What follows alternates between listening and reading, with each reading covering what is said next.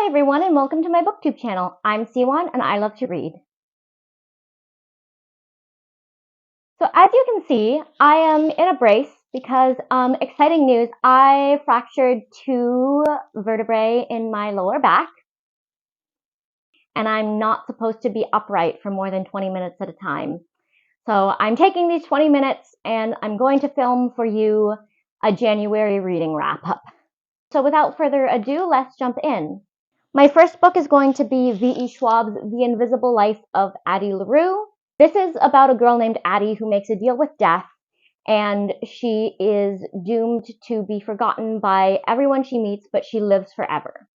So she goes all over the world, she sees all sorts of things, she has all these experiences, but she's forgotten by literally everyone she meets. I loved this book. I rated it 4.5 stars. I found it a little slow in places.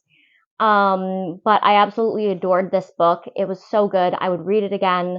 I loved the little romance at the end. I loved hearing about Addie's adventures. I loved the allure of the character of Death. And I loved the ending. The ending destroyed me. It was perfect. It was perfect. I loved this book.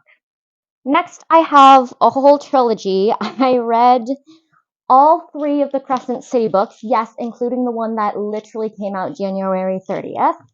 So I read House of Earth and Blood, and this one I believe I rated 4 stars. It was a little slow for like 70% of the book, but like damn did Mass really pop off with those last 100 pages. I really just the ending made me sob. I loved all the characters, although I honestly think Hunt is a stupid name. But yeah, I wanted to DNF this for most of the book because it was just so unbearably hard to get through. But I'm really glad I didn't because I ended up really loving it.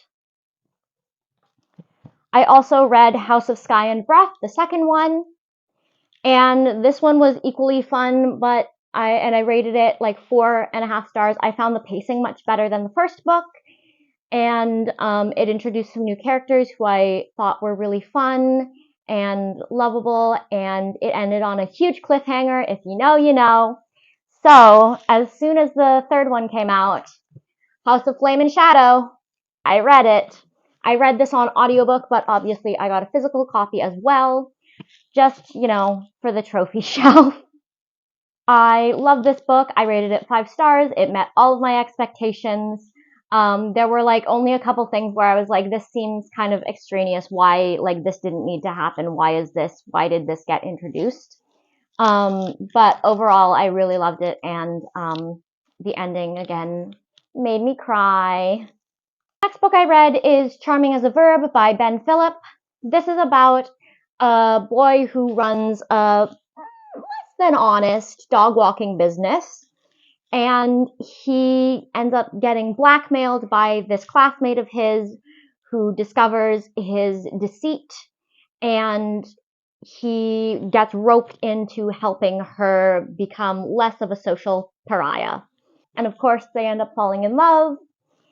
And this one I rated 3.5 stars. I thought it was really cute. I thought the ending was like, there was a twist at the end that was like, where a character just made a really bad decision, and I gasped.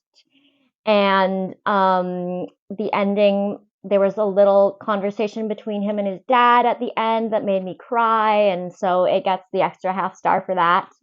So yeah, this was just like a really fun, cute read. Next we have Legendborn by Tracy Deonn. This is a King Arthur retelling, and I love retellings of classic tales, so sign me up, first of all.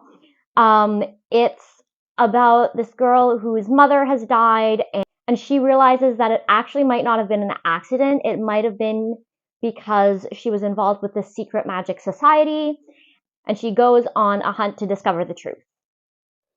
I love this book. I'm eagerly awaiting the second one, Bloodmarked. I rated this book 4 stars. I loved it. I love the characters. I love the magic system. I love or I should say magic systems, because there are kind of 2 interacting or conflicting magic systems in this book.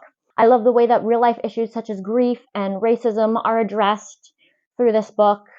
and I can't wait for the next one. The last physical book that I read is Kingdom of the Wicked by Kerri Maniscalco. This is about a girl whose twin dies, and she basically summons a demon prince and employs him to help her figure out why. This book was super fun. I believe I rated this one 4 stars as well. I flew through it. It was really engaging. I really love the characters. I really love the slow burn romance that's starting to build between the female MC and the male MC. And I have the rest of the trilogy, so I'm going to read that hopefully this month. Moving on to digital books that I read Things We Never Got Over by Lucy Score. This is about a woman named Naomi, and she gets this urgent message from her estranged twin asking for help. So she goes to this little small town named Knockmount. And when she gets there, her sister ends up stealing her car, stealing all her possessions, breaking into her hotel room, and leaving her 11-year-old daughter. So she ends up taking care of this kid, and with the help of the town, she discovers where her sister went and what her sister has gotten herself into. This one I rated 3 stars. It was fine. It was just really long. Like, it was over 500 pages long. And I'm like, for what reason? Like, it just felt like it went on forever needlessly. And I just got really fed up with the kind of going in circles.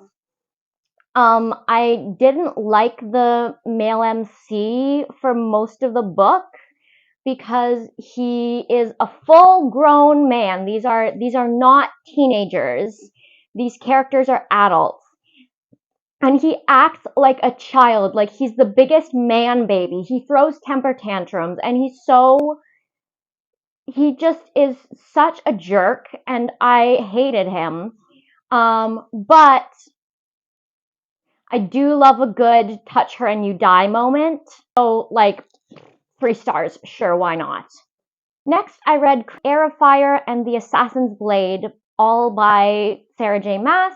I really enjoyed these. Heir of Fire was a little bit slow sometimes, but like, it's Sarah J. Maas, so it's epic. I rated it 4 stars. The Assassin's Blade, I actually didn't expect to like because I don't tend to like prequel stories that much. I just want to get to the main event.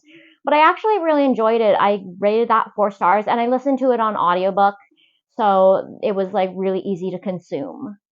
The next book I read is Powerless by Lauren Roberts. I know that the book talk, the bookstagram, everybody has been going crazy for this book, but I just found it meh. You can watch my full review of it where I dissect why I found it meh, but I just thought it was very average. I enjoyed it, it was fun, but I rated it 3.5 stars because it's nothing special. And my last book that I read this month is Hooked by Emily McIntyre. This book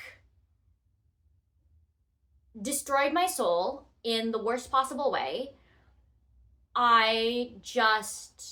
It's a Peter Pan retelling, which is very promising, but I just hated every second of it.